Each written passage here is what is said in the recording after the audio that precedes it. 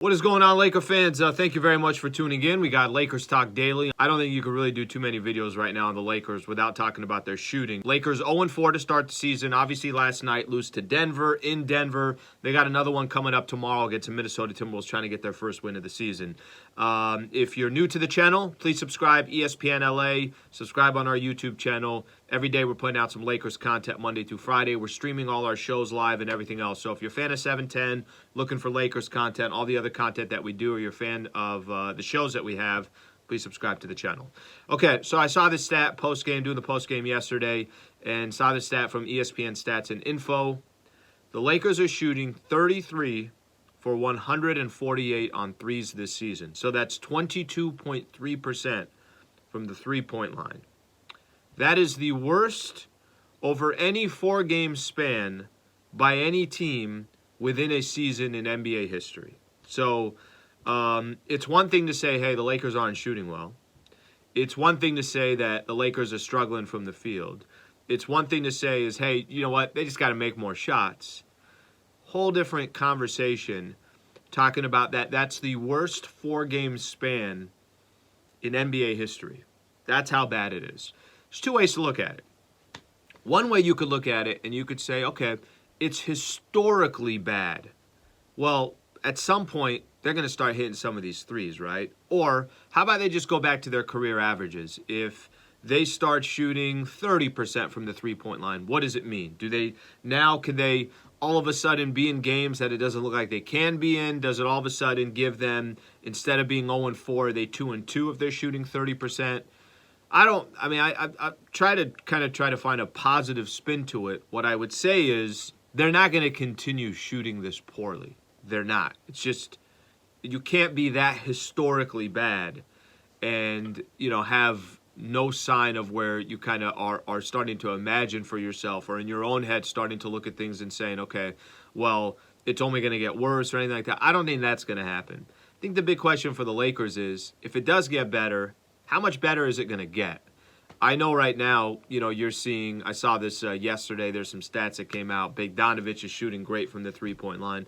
Buddy Hield is shooting really good from the three-point line. So obviously these are players that the Lakers have targeted in the past but have not made a trade for. One of the main reasons why they're shooting well is because they're three-point shooters. Lakers don't have any three-point shooters. So even if things start getting better and they start getting closer to their average, the problem is you don't have snipers out there. You don't have dudes, as LeBron said, lasers out there that you can just rely on. Back in the days, whether it was, think of some guys that have played around Bron. And it doesn't have to be a guy like Ray Allen. It could be Mike Miller. It could be Shane Battier. It could be some of those dudes that he was with, the Cavaliers. There were always threats that he had shooters around him. That has not been the case so far. And, part of my fear right now with the Lakers is you already start out the season 0-4. Your shooting is really, really bad, historically bad. And even if it changes a little bit because it just gets closer to everybody's averages, is Patrick Beverley scare you from the three-point line if you're an opposing team? Doesn't scare me. Lonnie Walker's a nice player, but I like him more attacking the basket than sitting out the three-point line. So you're kind of living with his jumper if he takes it and hits it. Same thing with Austin Reeves. Same thing with Russell Westbrook. I think any team out there that sees Anthony Davis take a jumper, they start clapping and saying to themselves, hey, we won that possession. The shooting is a problem, and I don't know if the shooting is going to change anytime soon. And if it does change, is it a significant enough change for you to grab some W's in the process? And I do not have that answer so far, Laker fans. I'm looking at the schedule here, and you could feel free to comment below. When do the Lakers get their first W, and how much is the shooting problems the difference of Lakers winning some games and losing some games? So the shooting has been bad, like we said, historically bad. Here's what they got coming up. Are they going to win on Friday, tomorrow, at Minnesota? It's a tough game. And you guys know this. Laker fans know this better than any other fan base.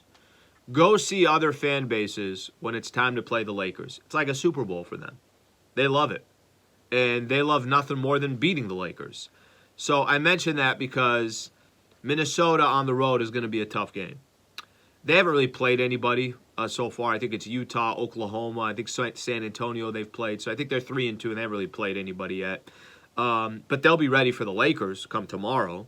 And then after that, you're home against Denver, home against the Pelicans, home against Utah has been one of the surprise teams in the NBA, and then home against the Cleveland Cavaliers.